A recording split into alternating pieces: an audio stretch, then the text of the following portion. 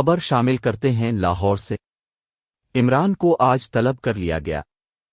تفصیلات کے مطابق JIT نے جناح ہاؤس حملہ کیس میں چیئرمین تحریک انصاف عمران خان کو آج طلب کر لیا ہے۔ عمران خان کو DIG انویسٹیگیشن کے روبرو سے پہر 4 بجے پیش ہونے کی ہدایت کر دی گئی۔ JIT کی جانب سے چیئرمین تحریک انصاف کو تیسری بار طلبی کا سمن بھجوایا گیا۔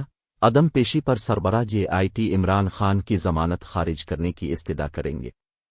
یاد رہے کہ اس سے قبل بھی سابق وزیر اعظم عمران خان کو 2 بار طلب کیا گیا مگر وہ پیش نہیں ہوئے تھے۔ یہاں یہ بھی واضح رہے کہ عمران خان کو 9 مئی کے واقعات میں مزید 3 مقدمات میں نامزد کیا گیا۔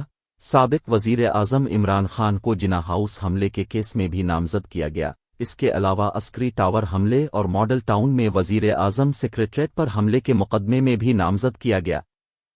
لاہور میں عمران خان کے خلاف دہشت گردی کی دفعات کے تحت 7 مقدمات درج تھے، جن کی تعداد اب 10 ہو گئی۔ چیئرمین PTI پر 9 مئی کے واقعات پر پنجاب کے دیگر اضلاع میں دہشت گردی کے 19 مقدمات درج ہیں۔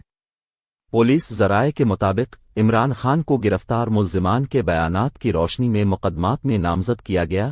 عمران خان ملتان کے 3، راولپنڈی اور فیصل آباد کے 2 اور گجرانوالہ کے 1 دہشت گردی کے مقدمے میں نامزد ہیں، جبکہ لاہور ہائی کورٹ نے عمران خان کی 9 مئی کے 7 مقدمات میں 14 دن تک حفاظتی ضمانت منظور کر رکھی ہے۔